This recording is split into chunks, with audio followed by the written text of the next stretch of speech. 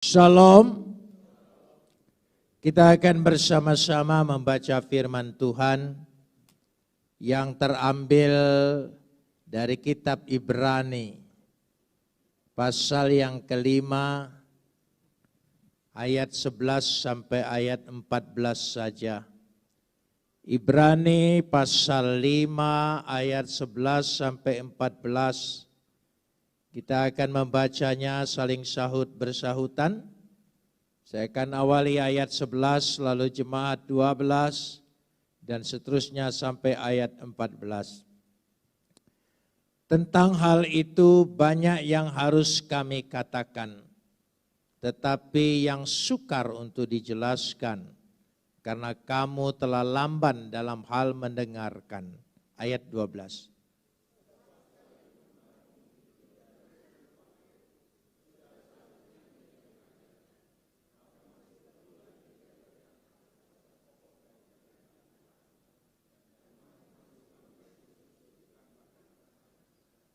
Sebab barang siapa memerlukan susu, ia tidak memahami ajaran tentang kebenaran, sebab ia adalah anak kecil.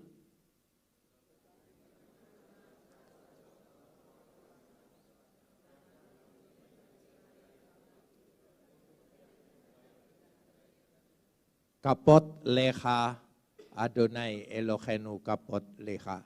Segala kemuliaan ya Adonai Tuhanku, kemuliaan bagimu. Saya percaya segala kehidupan dan masa depan yang kita miliki Tuhan pasti tingkatkan. Karena orang yang mendahulukan Tuhan tidak pernah sia-sia. Karena Tuhan tidak pernah berhutang apa-apa. Dia akan memberikan kepada kita.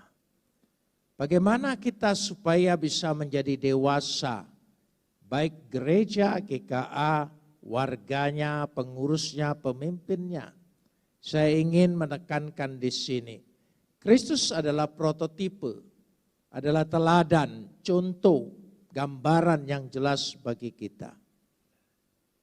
Kalau nanti kita lihat, Paulus menjelaskan, kalau kedewasaan kita berpikir, maka akan meningkat juga kedewasaan spiritual kita. Kalau kedewasaan spiritual tidak dimulai dengan kedewasaan berpikir, engkau akan menjadi orang yang beragama kebatinan. Dan nanti akan banyak macam-macam persoalan-persoalan yang mistik-mistik masuk ke dalam ajaran kita. Tapi kalau kita dikatakan hikmat itu Tuhan berikan dalam pikiran. Dalam pikiran. Hikmat itu Tuhan tetapkan di dalam hati. Dan itu betul dikatakan. Kalau saya lihat bersama-sama, dikatakan di situ dengan jelas sekali. Dan makin dikasihi oleh Tuhan. Ya, makin dikasihi. Berkenan di hadapan Tuhan. Itu memakai kata hariti. Hariti itu seringkali juga diterjemahkan anugerah. Tapi bukan yang dimaksudkan anugerah keselamatan. Tetapi yang dimaksudkan anugerah, hariti, karunia yang berkenaan dengan hikmat. Jadi kalau hikmat Tuhan itu diberikan kepada kita, maka kita akan bertambah karunia kepada kita. Talenta kepada kita. Makin hari makin bertambah. Itu hariti. Itu bedanya dengan kata haris. Kalau haris itu anugerah. Contohnya begini, kalau kata haris anugerah, seperti seorang anak mendapat hadiah ulang tahun. Ya, memang karena dia ulang tahun. Tetapi kalau hariti, seperti anak mendapat hadiah karena dia lulus atau naik kelas. Ada perbedaannya? Ada perbedaan. Karena berprestasi. Jadi itu yang dimaksudkan supaya berkenan di hadapan Tuhan. Ya, artinya disukai oleh manusia dan oleh Tuhan. Karena ada sesuatu prestasi. Ada sesuatu pekerjaan. Ada sesuatu pelayanan yang dilakukan oleh kita. Tuhan makin berkenan dalam hidup kita. Dia makin suka dengan kita. Dan kalau makin suka, apa saja yang kita minta, pasti Tuhan beri. Kita harus meningkatkan itu dulu. Ya, mengapa? Karena ada ayat yang berkata, mintalah apa saja yang kau ingini, aku akan beri. Saudara, kita harus berprestasi dulu. Diperkenan, disukai oleh Tuhan. Saya percaya di situ letaknya. Ya, kalau kita lihat bersama-sama di sini dengan jelas kata ini. Sehingga kalau anugerah itu berhubungan dengan kasih karunia.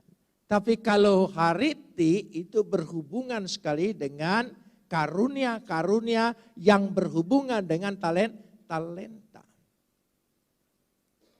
Jadi saya percaya kita akan menemukan sesuatu yang baru, ide-ide yang baru, gagasan-gagasan yang baru. Itu yang dimaksudkan. Karena itu kita harus mengasah pikiran kita. Ya, harus berani mengasah. Ya, saya katakan banyak orang itu tidak berpikir nalar, ya, tidak paham agama, ya. Tidak paham sejarah dan tidak paham sosiologi agama. Tapi mau bicara agama. Karena dia pikir agama sama dengan sulap. Ya, padahal tidak sama sekali, Saudara. Saudara mengerti maksud kata-kata saya. Orang yang cerdas cepat nangkap. Ya, makanya kalau saya bikin status jangan cepat komen. Saudara resapin dulu bicara tentang apa, kalau tidak nanti kasihan, saudara kelihatan bodohnya. Ya, jadi kita melihat di situ. Jadi seringkali banyak orang berbicara. Pemahamannya sedikit, pengetahuannya sedikit, pengalamannya sedikit, maka mereka sedikit-sedikit demonstrasi. Sedikit-sedikit benci, sedikit-sedikit tidak suka. Itu dikatakan, itu balikan dari sana. Nah ini menandakan belum ada kematangan spiritual. Kematangan spiritual itu harus disertai dengan kematangan intelektual. Dari situ letaknya. Coba kita lihat dulu. Ada beberapa ayat yang saya ingin sampaikan. Supaya kita mengerti apa konsep dewasa. Dewasa rohani. Ya, bukan dewasa bentuk tubuhnya. Sebab banyak orang ulang tahun fisik. Bukan ulang tahun kematangan watak, kematangan mental, bukan. 1 Korintus pasal 3 ayat 1. 1 Korintus pasal 3 ayat 1. Kita perhatikan di situ. Ya. Dan aku, saudara-saudara, pada waktu itu tidak dapat berbicara dengan kamu seperti dengan manusia rohani. Kalimat ini kalau tidak dijelaskan saudara bisa kabur pengertiannya. Ya. Tetapi hanya dengan manusia apa? Duniawi. Yang belum dewasa. Ya. Tetapi hanya dengan manusia duniawi yang belum dewasa dalam Kristus. Kata belum dewasa dikatakan di sini memakai kata sarnikois. Manusia duniawi, manusia daging. Ya, nephios dalam arti seperti bayi.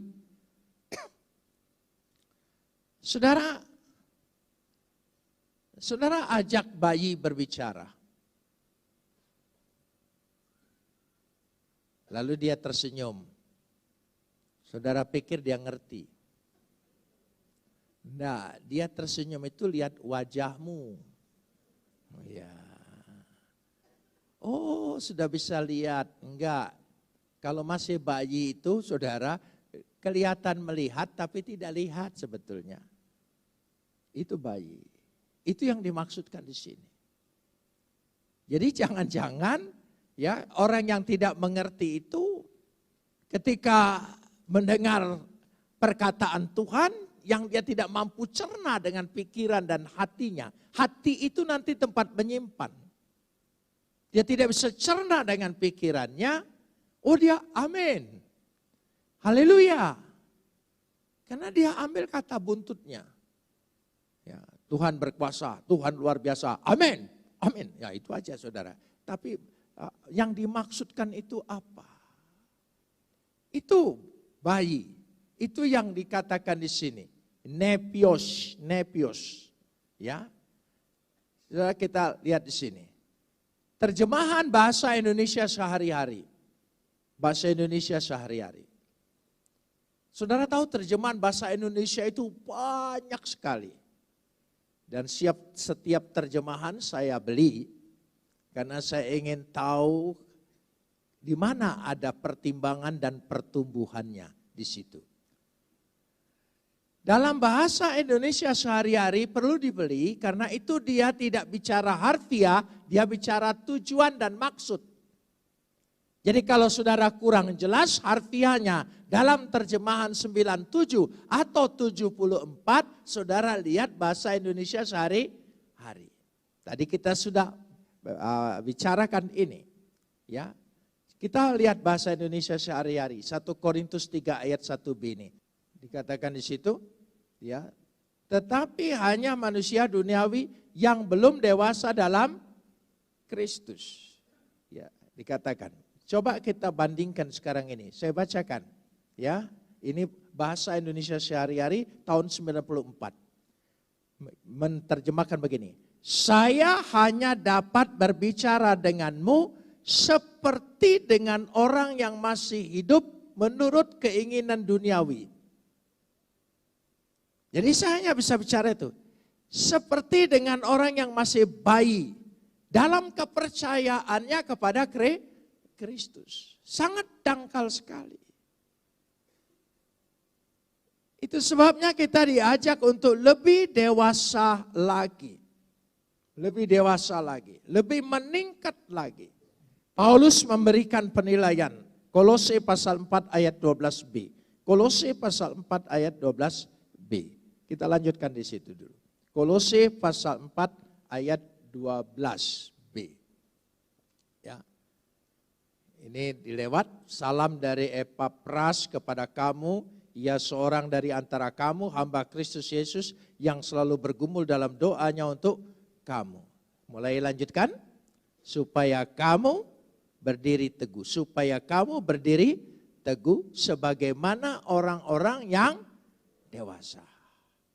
Dan yang berkeyakinan penuh dengan segala hal yang dikehendaki oleh Tuhan. Saudara, untuk mengerti kehendak itu memerlukan pergaulan. Berulang saya katakan, perlu bergaul. Kalau kita hanya menangkap kata, kadang-kadang kita tidak tahu kehendaknya apa. Ya. Tapi kalau bergaul seperti suami istri, saya kasih contoh. Kadang-kadang suami apa istri itu ngomongnya enggak. Dia pikir maksudnya, tapi yang diomongin singkat sekali. Ambilin itu tuh. Ya kan? Ambilin itu tuh. Itu tuh apa kan saudara? Tapi karena sudah ngerti lagi, bergaul, suaminya tahu, oh sampo. Ya gitu. Karena sudah bergaul. Kan banyak bahasa-bahasa yang sepotong-sepotong. Ya. Ini apa saudara-saudara ya? Tapi itu yang dimaksudkan dengan jelas.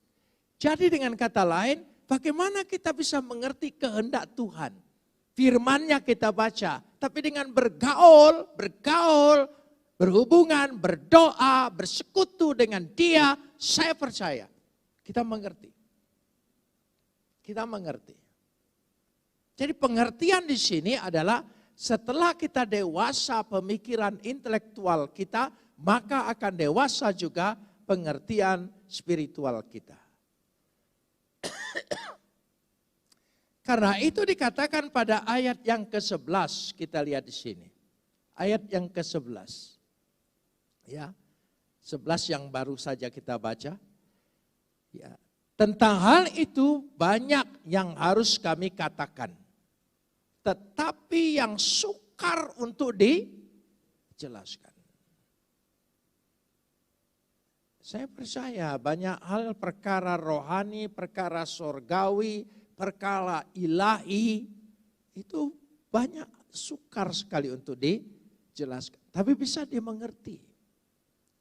Karena kamu telah lamban dalam hal mendengarkan. Kamu lamban dalam mendengarkan. Ya, lamban. Kata lamban memakai kata notroi. Notroi. Lambat. Malas. Lesu. Tumpul. Idiot. Itu dikatakan. Notroi. Lambat. Yang dimaksudkan di sini adalah lambat karena dia tidak terlatih.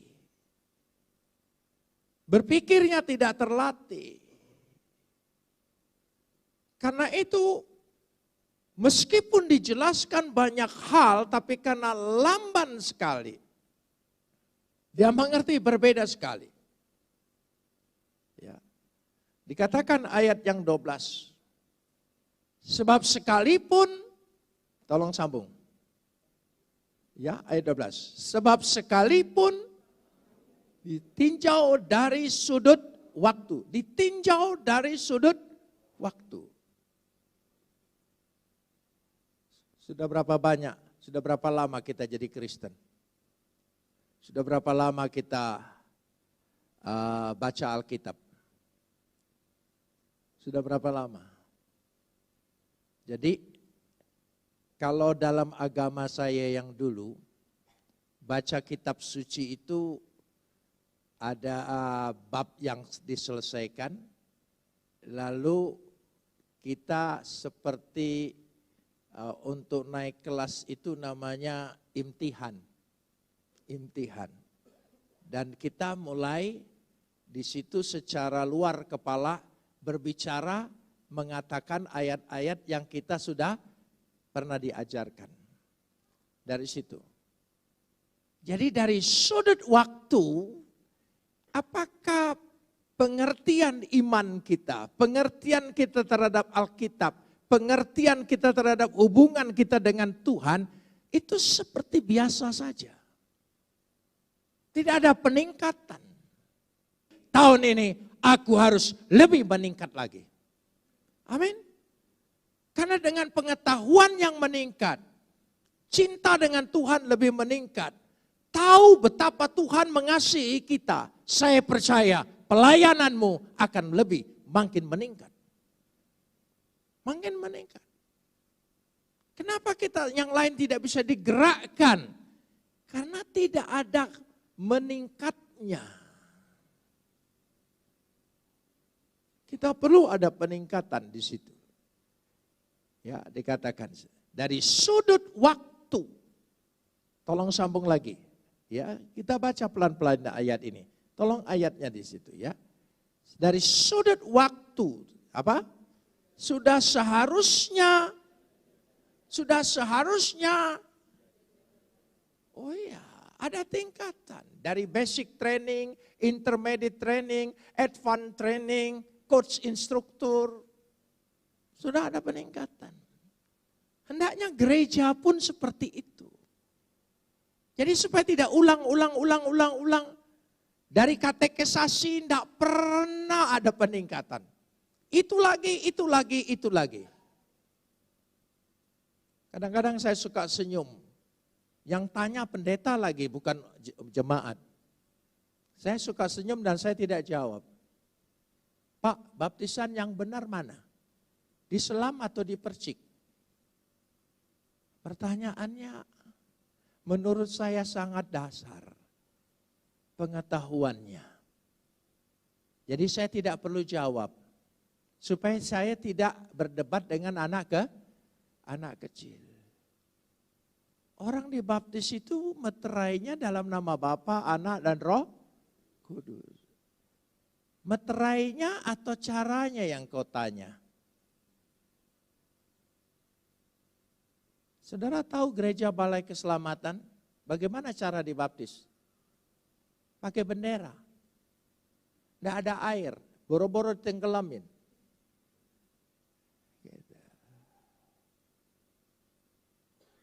Kita tidak usah berdebat caranya. Yang kita imani adalah meterainya. Mau ortodok, mau katolik, mau protestan, mau pentakosta, kalau meterainya sama, amin. Buat apa kita perdebatkan? Kalau ada yang memperdebatkan itu berarti orang ini mencari-cari soal seperti anak kecil. Jangan dilayanin. Supaya engkau tidak sama menjadi bodoh. Saya hanya senyum saja. Saya kasih contoh lagi. Kadang-kadang saya tidak mengerti. Kelihatannya rohani tapi intelektualnya enggak dewasa. Pernah satu saat saya jumpa dengan beberapa pendeta yang punya STT di Manado. Saya tidak perlu sebut namanya. Ya, STT-nya pokoknya dari Manado. Ya. Lalu dia bicara panjang lebar tentang sekolahnya. Lalu dia berkata, saya minta Bapak untuk mengajar di sekolah kami seminar bangsa 10 hari untuk mempelajari agama sepupu kita. Karena Bapak datang dari sana, mungkin Bapak bisa mengajar kami. Oh ya, saya bilang. Lalu secara akademis wajar kalau saya tanya, Anda ini alumni dari mana? Belajar dari mana?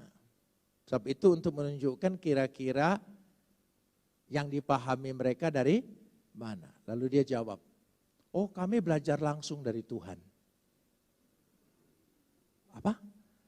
Ya kami belajar langsung dari Tuhan. Oh ya. Saya kira saya tidak perlu mengajar karena Anda sudah lebih hebat belajar langsung dengan Tuhan. Buat apa belajar lagi dari saya? Saudara.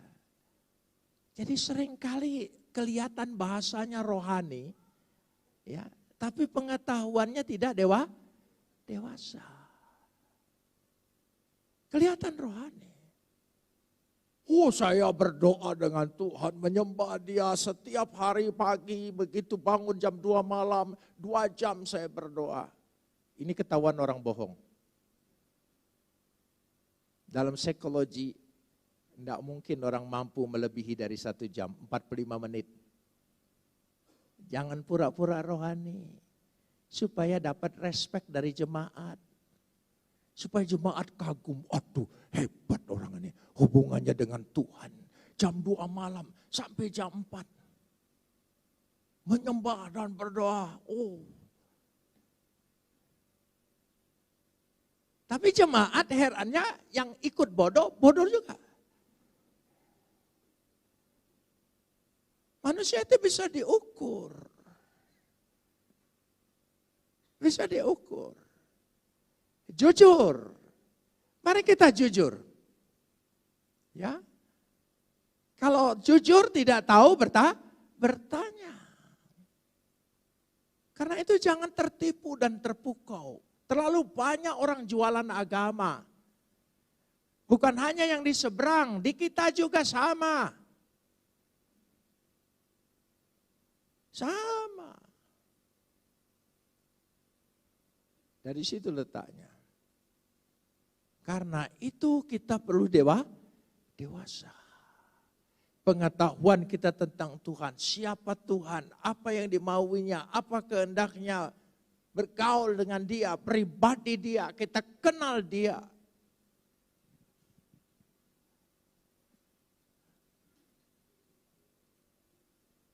Itu penting. Ketika Yesus ajak murid-muridnya berdoa di Getsemani, malam itu, saya ingin tanya apa yang dilakukan oleh murid-muridnya. Ada yang lebih tinggi dari Petrus? Tidak ada. Mereka tertidur. Itulah kemampuan manusia. Yesus, dia putra Bapa. Dia bercakap dengan Bapaknya. Itu penting sekali. Ketika murid bertanya, ajar kami bagaimana kami berdoa. Coba doanya bagaimana? Bapa kami di surga. Terus dikuduskan namamu. Terus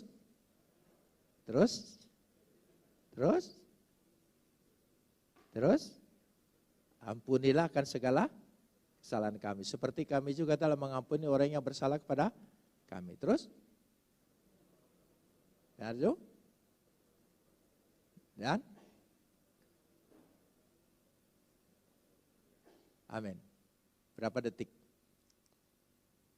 2 jam? Bukan kalimatnya saja.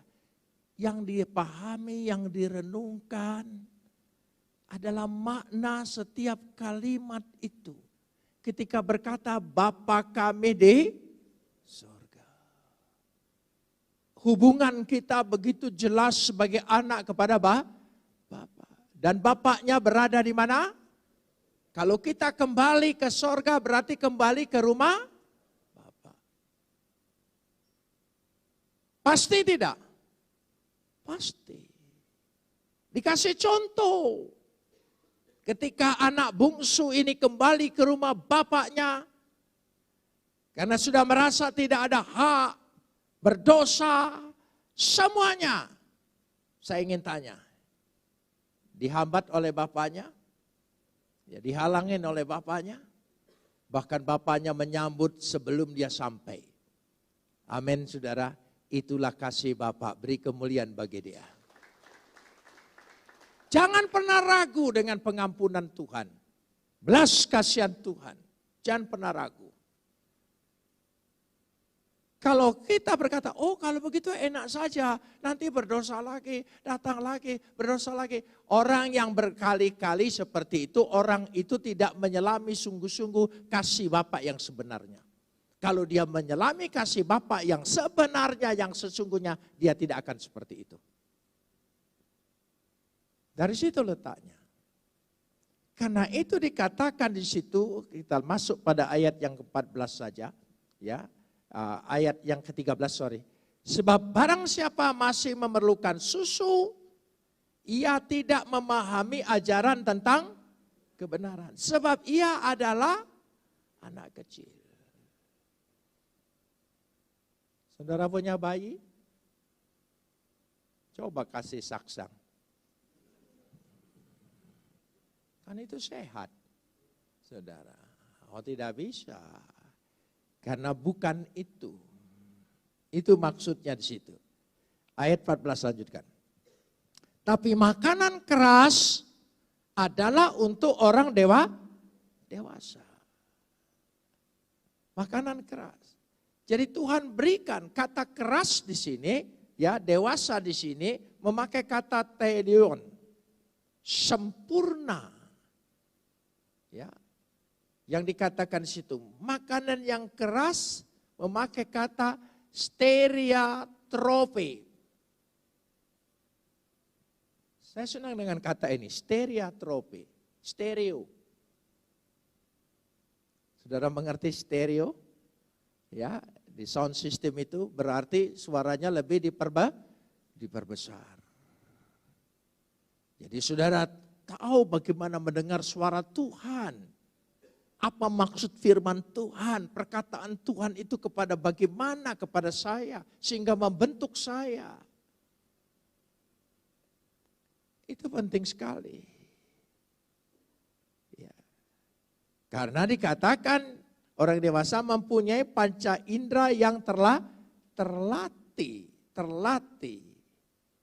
Ya, kata terlatih di sini yang jelas sekali kalau saya perhatikan, ya, yang tahu membedakan yang baik dengan yang jahat. Apa yang dimaksudkan yang baik dengan yang jahat? Apa yang dimaksudkan dengan terlatih? Dia waspada. Dia tahu mana ajaran benar, mana ajaran sesat. Ukurannya firman Tuhan. Dan ukuran yang paling akurat adalah pribadi Kristus. Kalau Yesus itu menjadi ukuran bagimu, tanpa Yesus kita tidak bisa mengenal Bapa. Tanpa Yesus kita tidak pernah sampai kepada Bapa. Tanpa Yesus kita tidak bisa diselamatkan. Hanya lewat siapa? Yesus. Itu penting sekali. Kalau pribadi ini, kedaulatannya, kedudukannya, keilahiannya, sudah ada yang mengganggu-gugat. Itu berarti bukan ajaran benar. Ajaran itu sesat. Amin. Ini penting sekali. Jadi pribadi Kristuslah yang kita bisa mengajar keluarganya, bisa mengajar tetangganya. Jadilah berkat. Amin. Oh iya, saya percaya. Saya ingin saksikan sedikit. Dan itu penting dilatih terus.